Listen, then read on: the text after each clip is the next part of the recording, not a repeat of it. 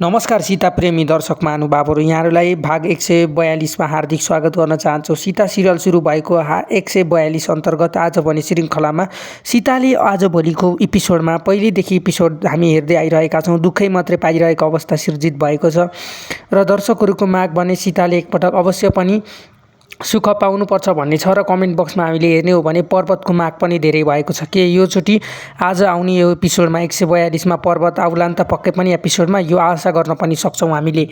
र सीता र जगतलाई मिल्नेको लागि पनि धेरै दर्शकहरूले माग गरिराख्नु भएको छ। सीता र जगत भने अब अवश्य पनि मिल्नुपर्छ। यदि उनीहरू मिले भने पनि केही परिवर्तन चाहिँ गर्न सक्छन् पक्कै पनि सिरियलमा। र तपाईँहरूलाई सीता सिरियल कहाँबाट मनपर्छ र कसरी मनपर्छ यो पनि जानकारी दिनुहोला। आफ्नो विचारलाई तल कमेन्ट बक्समा राख्न सक्नुहुनेछ। र के अब सीता जगतको घर जालिन् त आशा राख्न सकिन्छ चाँडै सीता जगतको घर फर्कने छिन् र आज आउने भाग 141 अन्तर्गत कस्तो अवस्थामा रहला, 142 अन्तर्गत कस्तो रहला, 143 अन्तर्गत कस्तो रहला, के जगतको घर फर्कने छिन् त अब चाँडै नै सीता र सृष्टि र पर्वतको बिहे हेर्न चाहने पनि धेरै दर्शकहरूको माग रहेको छ। के यस्तो रहला त साँच्चीकै अवश्य पनि हेर्नेछौँ हामीले यो आउँदो एपिसोडहरूमा भने तपाईँहरूले हेर्न पाउनुहुनेछ। र सीता पक्कै पनि घर परिवारसँग फर्केर जाने छिन् र मिल्ने छिन् र सीताको जीवनमा चाहिँ पक्कै पनि अब खुसीको पहल कदम चाहिँ सुरु हुनेछ भन्ने आशा पनि राख्न सकिन्छ। कि सीताले अब जगतलाई चाहिँ माफ गर्न सक्लिन् त र जगतसँग एक हुन सक्लिन् त सीता, यो विषयले चाहिँ धेरै दर्शकहरूको चाहिँ ट्रजर भइरहेको थियो र दर्शकहरूलाई यदि हेर्न चाहने इच्छा रहर पनि थियो के अब अवश्य यस्तै होला त माफ गरिदिइले नि त सीताले अब उनलाई र फेरि उनी फर्किएर गएर मिलेर पहिलाको जस्तै अवसरमा र अपर्च्युनिटी बनाउन सक्लिन् र मिलेर बस्लान् अनि एक रथको दुई पाङ्ग्रा भएर बस्न सक्लान् त। यो भने हामीले आगामी एपिसोडमा हेर्न पाउनेछौँ कस्तो रहला भनेर केवल अनुमान मात्र लाउन सकिन्छ। पक्कै पनि आशा छ सीताले चाहिँ अवश्य पनि उनलाई माफ गरेर उनीसँगै गएर मिलेर बस्न सक्ने पनि सम्भावना चाहिँ धेरै उच्च रहेको छ। यदि सीता यसरी एक्लै बस्ने र यसरी एक्लै भौतारिएर बस्ने हो भने उनलाई धेरै नै गाह्रो अवस्था समस्याहरूले घेर्न सक्छन्। जगतसँगै जानुपर्ने हुन्छ उनले।